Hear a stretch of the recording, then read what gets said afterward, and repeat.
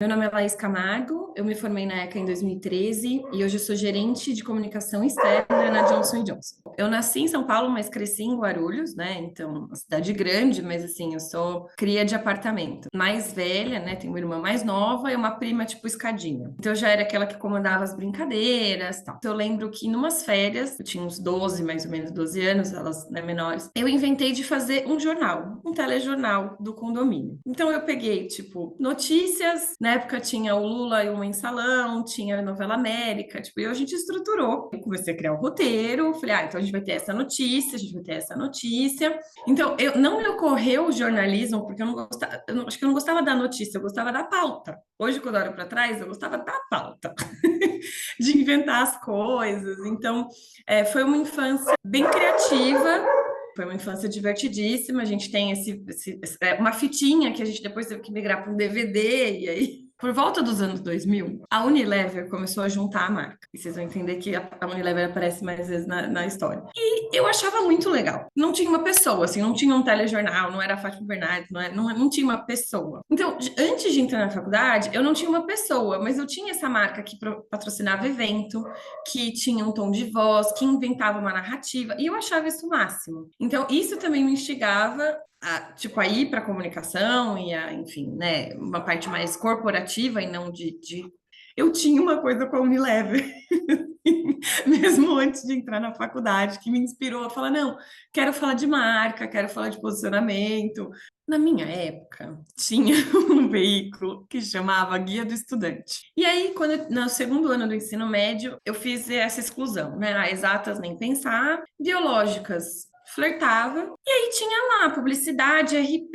E aí, quando eu olhei, tinha a visita guiada da ECA. E aí eu lembro de eu ir. E na época, o Paulo Nassar, o próprio, estava lá falando sobre RP. E eu não sei se eu fiz uma pergunta, alguma coisa assim, eu sei que eu ganhei o livro. E eu achei o máximo. Para mim, naquele momento, com tudo que eu já contei para vocês, eu falei, nossa, muito legal, amplo, não é uma coisa fechada. Eu achei esse olhar mais amplo de RP e, né, a narrativa do Nassar muito interessante. E dali foi mais ou menos no meio do meu segundo ano, geralmente o segundo semestre, né, para pré-FUVEST. Eu falei, é isso. Eu vou fazer ECA. Quando eu prestei, né? ECA e prestei Casper. Foi no ano, se vocês pesquisarem, que o Enem foi roubado. E mudaram as regras. Então, assim, o que ia passar a valer não valeu. Os pontos a mais na FUVEST, a prova mudou. Então, várias coisas meio que atrapalharam o caminho. Mas eu falei, não, se eu não passar, eu vou fazer mais um ano de cursinho, porque eu quero fazer a ECA.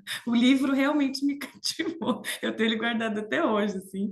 Foi por isso o RP, como eu cheguei em RP, e por isso a ECA, assim, foi desde o começo bem raiz mesmo.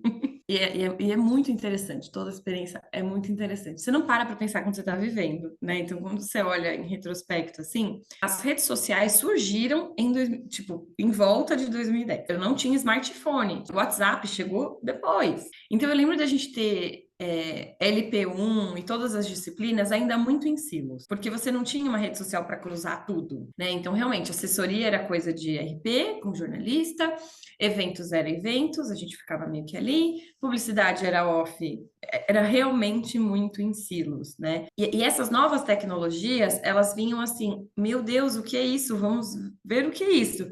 Eu lembro de fazer um trabalho em LP 1, 2, 3, que estudava os emoticons. Hoje, olhando, eu acho muito engraçado, mas na época era isso. Eu lembro que o mercado, porque a minha primeira experiência, né, de estágio foi em assessoria, a Maria Aparecida Ferrari era tipo, RP é o mundo, o resto é o resto. Então eu tinha na minha cabeça que a assessoria da imprensa nem era tão legal, porque era o resto. Eu tinha que estar no topo. Mas na faculdade, e assim, o mercado era muito silo. Então, acho que em resumo, cada um era bem vertical naquilo, então, né, gestão de crise, o que era muito, né, RP, o que era PP, o que era campanha, planejamento, mas não tinha uma conexão, assim, muito interligada. Eu não sentia isso. Entre as pessoas, sim, mas não entre a visão. Acho que é o que eu lembro mais. Né? É um espaço de encontro, e eu já explico um pouco melhor, e de abrir a cabeça. E para mim foi muito importante, porque eu fui criada nessa bolha de privilégio em Guarulhos. Eu cheguei lá e falei, nossa, eu era, sei lá, a CDF da classe de 20 pessoas, entendeu? Então, quando eu cheguei, era muita gente boa, muita gente diferente de mim.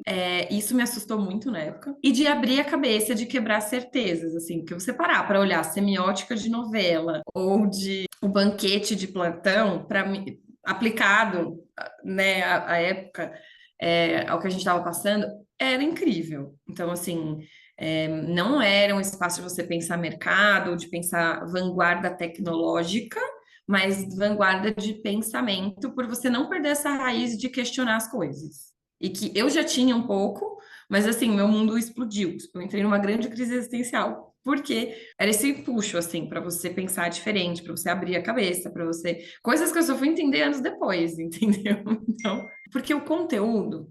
Eu acho que cabe nessa questão de abrir a cabeça. Mas as pessoas e a forma como a gente ficava ali disponível, enfim, a gente não tinha as redes sociais, a gente se conectava ali na prainha, nos bancos, né, nos Jucas. Tipo, esse espaço de encontro ativo, eu acho que era a ECA, com essas pessoas diferentes. Porque, de verdade, eu vou falar muito disso. O que fica no fim são as pessoas. Para mim, o propósito de tudo que a gente faz são esses encontros com as pessoas, e a ECA foi uma das mais importantes para mim, assim, as pessoas que eu encontrei, que eu fiz conexão, elas são minhas amigas até hoje, assim, foram no meu casamento 2 anos atrás, uma delas foi madrinha, é, uma delas foi, a gente se encontrou no estágio, na agência, né, hoje ela tá na minha concorrente, então, são esses encontros de pessoas. Ainda tem Projex e TCC?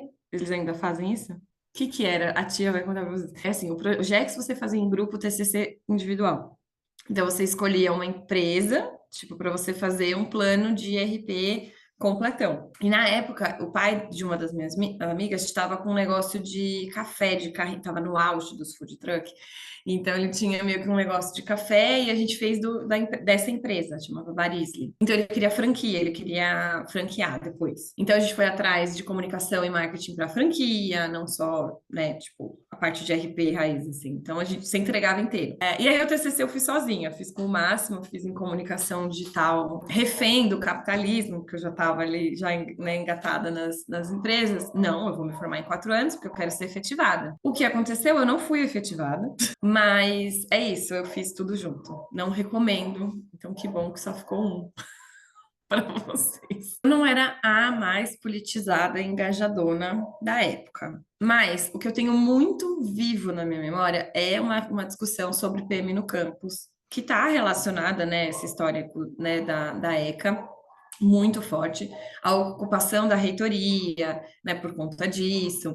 Então, assim, era rotineiro as manifestações dentro do campus, né, assim, essa ostensividade da PM. Eu lembro que teve um dia que eu cheguei com o fretado 7h30 no campus e eram cavalarias, helicópteros. E aqui eu falei, gente, o que está acontecendo? Porque realmente tinha uma discussão muito ativa por conta da presença. Eu não lembro que se encaminhou assim. É que era um espaço tão leve. Isso realmente me chamava muito a atenção, assim, que não combinava, né? Além do histórico, com tudo a proposta do campus. Então, era uma discussão bem ferrenha também. Em 2013, quando teve a questão dos 13 centavos, 2 centavos, que todos foram às ruas, tal, o campus também era bem ativo nisso. Não tinha aula, e aí, enfim, também isso impactava bastante as discussões da ECA, incluso, né? Era algo muito maior, mas a ECA, obviamente, estava ativa também. No dia a dia, eu realmente tinha mais relação com Jora e PP, basicamente. Tirando eu, que eu era um pouco mais quadradinha da minha geração, algumas pessoas que conheciam pessoas, mas não era, assim, um rolê conjunto, tá? Mesmo quando eu lembro de ver, assim, essa minha amiga, que era bem mais ativa, tinha uma outra pessoa que era amiga de um PP ou que era amiga de alguém, entendeu? É muito mais por relações do que pela estrutura ecana mesmo. Nessa primeira lembrança, um pouco repetitivo, deu sentada nos bancos conversando com as pessoas. Assim, para mim era muito isso.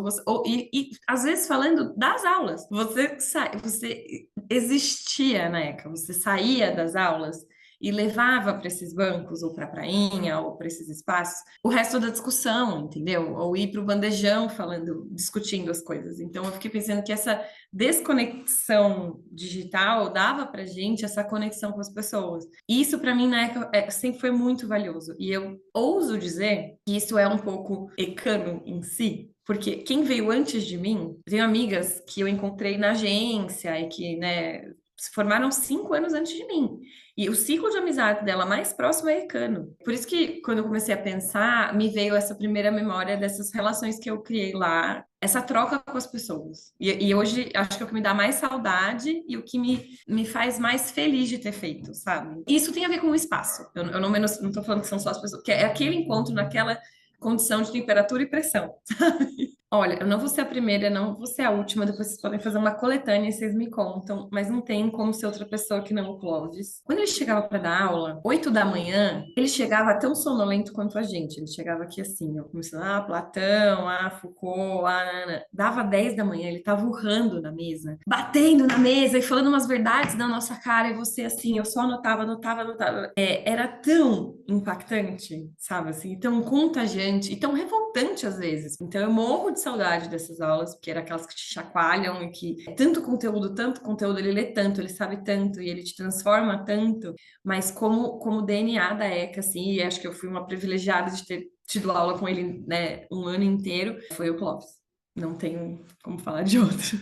Sendo bem sincero, eu não fiz pós, muita gente fez pós, né? Assim, quem não fez ECA fez pós ou voltou para estudar de alguma forma. Eu acabei não voltando por N motivos. Fiz mais cursos pontuais, assim, que eu achava que valia mais a pena. Então eu não acompanho, assim. Mas talvez eu torça por isso, para que aquilo que me fez encantar, de encontrar pessoas e de abrir a cabeça, ainda exista lá, sabe? Mas da vivência. Eu acho que se é um calouro, eu falaria muito da vivência do campus. Mas tudo isso que só realmente a USP oferece. A optativa, se você quiser falar de comunidades indígenas no sei lá onde, você consegue. Enfim, na FAO, e não só na bagunça. Porque às vezes a gente se preocupa com o conteúdo, ou com só o Juca, ou só a Kibe, ou só. Mas acho que essa vivência eu fiz e teria feito mais. Eu tinha. Gente, uma coisa de trabalhar em empresas. Quando eu comecei em agência, falei, é bem RP raiz, então eu também vou, né, aprender, não sei se é isso. E eu amei. Então, o primeiro estágio que eu fiz foi bem na linha de assessoria, depois acabei indo para comunicação externa. Isso eu também sabia que eu queria. Eu queria ter essa visão do todo. Então, e eu acho que é essa a ambição, é esse o DNA de RP que eu me encantei, que eu até hoje eu fui buscando isso onde eu fui, e eu acho que eu exercito isso um pouco hoje. Então, acho que eu tinha esse imaginário de visão do todo do RP, esse viés, assim, da profissão. O primeiro a gente meio que não escolhe, né? O primeiro estágio, mas eu gostei muito de agência. Até hoje, eu tô há 2 anos e meio fora de agência e eu sinto muita saudade. Eu gosto muito do clima de agência. Mas de setor, não. Na verdade, eu fui para Nestlé porque eu prestei Unilever, prestei Nestlé e não passei na Unilever. E na Nestlé, assim, eu tinha um papel muito. Não era nem. Eu olho. O resumo da minha resposta é: eu olhava menos o setor e mais como era a equipe e o que era o trabalho. Porque eu queria estar numa equipe estruturada, não queria ser uma pessoa fazendo tudo. Então, eu queria ter uma equipe com estrutura e qual que era o trabalho, basicamente. Então, na Nestlé era comunicação externa, mas quando eu me peguei carregando um plástico bolha, um rolo inteiro, para embrulhar o ovo de Páscoa, Kit Kat, lançamento de 2012, para mandar para Cláudia Leite, eu falei, eu não estou fazendo nada importante aqui. Aquilo me bateu, eu falei, cara, não tô feliz aqui. E quando eu fui para Edelman, e aí eu tinha, né, duas vagas, uma de Helgov e uma vaga para atender Behringer, que era mais do que comunicação. Tinha pesquisa, tinha evento, tinha Helgov também. E o fato dessa vaga ser maior, assim, mais diferentona, eu amei. No fim, ela nem era tudo que eu imaginava, mas eu amei saúde, eu amei descomplicar o complicado. Então, eu amei. E aí, o setor e fazer RP nesse setor, aí é algo que foi totalmente intencional ficar. Né? E aí, a movimentação última que eu fiz de virar cliente foi porque eu já atendi a Janssen, né? A Johnson Johnson. E aí, 100% intencional, ser cliente, ter os benefícios, as dores e delícias de cliente, mas aí me manter no setor. Foi óbvio um benefício, né? Porque eu conheci muitas pessoas, né? Então, mesmo para vaga, isso foi super bom. Na prática, nada te prepara para o mundo corporativo, Manu, você deve saber também, tipo, ser empresa e ser uma empresa grande, tipo, nada me preparou para esse momento. Então, assim, ainda foi muito difícil, às vezes ainda porque às vezes você quer entregar o RP raiz, assim, você quer fazer o melhor. E o melhor nem sempre é o que é buscar. Assim, não é que eles querem algo errado, me entenda. Não é aquilo tecnicamente o estado da arte, entendeu? Porque o menos já atende e atende de outro jeito. Eu não tenho DNA de coach, meu único coach é faça terapia, tá? Da vida. Porque eu não tinha, assim, eu tinha algumas metas pessoais, tipo, sair de Guarulhos, óbvio, ser efetivada. E acho que essas frustrações do tipo, queria e não fui para uma agência e não gostei, fui para um setor que eu nem achava que eu gostava, mas porque o meu ex tá, tem algumas coisas que você não controla. Então, acho que quando você, nessas situações, tenta ver o que que tem mais a ver com você, o que que realmente te move, sabe? Assim, meio que as coisas vêm. Óbvio, eu sempre falo que é uma conjunção é um alinhamento de planetas. Você ser promovido, você ser efetivado, você mudar de ser selecionado para uma vaga. Né, não bastava só eu já ter atendido a Johnson, tipo, a mulher, não só a mulher, mas três outras pessoas tinham que ir com a minha cara, né? O salário tinha que fazer sentido. Então, assim, quanto mais você tenta buscar aquilo que faz sentido para você e entregar o seu, eu não tô falando que o universo te dá, é você que te dá. Eu não sou muito cósmica mais, tá? Eu não tô muito na linha da magia, não. É meio que as coisas vêm mesmo, entendeu? Você faz, você vai lidar com a frustração. E de às vezes você se abrir um pouquinho, tá bom, não é o que eu quero, mas tentar com menos. Pode fazer sentido agora, né? Eu acho que às vezes a gente tem uma noção, eu não sei a geração de vocês, mas eu sou millennial, assim. Tudo que eu contei para vocês, eu fui moldada para estudar muito, numa escola particular, passar direto. Eu entrei na USP com 17 anos, eu fiz 18 na USP.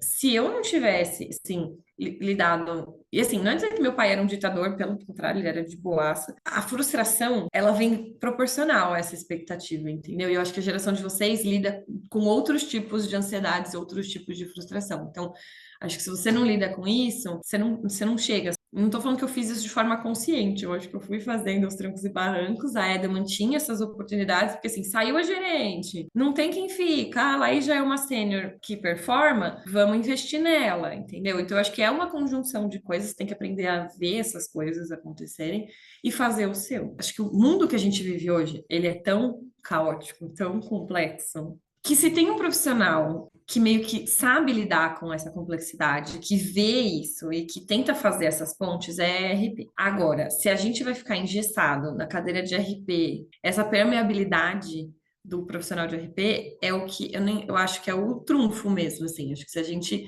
esses desafios que tem, e aí eu não tenho assim um desafio, 5 desafios, eu acho que é o quão é permeável, o quão é complexo, sabe? São as bets, é o interesse da bet, o interesse do influenciador, é o interesse, né, do clube de futebol, é o interesse do investidor. Quem olha, quem tá formado, forjado com a cabeça para olhar stakeholder é a gente, entendeu? Então, se tem um profissional que se souber usar essa visão para isso, é a gente. Então, eu não acho nem que seja um desafio. Acho que é desafio a gente usar o nosso conhecimento para ocupar esses espaços e fazer diferença, sabe? Eu percebo que às vezes eu entro numa reunião, eu não faço nada de incrível, mas é uma pessoa falando de um jeito, outra pessoa falando de outro jeito. Você olha e tenta juntar e elas falam: Ah, é isso. Esse é isso que o RP faz, em qualquer lugar que esteja, é o que acho que supera esses desafios, entendeu? E meio que a gente é formado para isso. Eu diria, para quem quer começar a carreira, né, e seguir, né, em relações públicas, eu acho que entender onde você te levou a RP, por que que eu escolhi e onde eu posso estar, assim. Eu acho que ter esse autoconhecimento e entender que isso dá um match com a profissão é o que te faz. É o que te faz seguir e te faz se sentir bem, entendeu? Porque os problemas vão vir, as frustrações vão vir, né? Como eu falei. Então, mas entender o que te fez escolher RP, porque tem muito, é tão amplo, acho que é não te esgotar, né? Não se esgotar. Tem, mas eu acho que RP acaba sendo até mais que uma profissão, é um pouco de uma mentalidade, né? Tanto que cada um de vocês já está num caminho ou quer alguma coisa mais próxima ou mais distante do que é ser RP numa cadeira de RP, mas você leva isso, né? Então eu acho que não se esgotar no que você acha que é RP, mas ocupar os espaços onde o RP pode estar, mais do que até hoje, ok, é confortável porque eu estou numa cadeira bem RP, né? De cargo RP, de essência RP. Mas não precisa ser assim. Essa é a minha história, essas são as minhas memórias, a minha jornada. Mas acho que cada uma Cada um pode fazer a sua. Ficou bonito para fechar?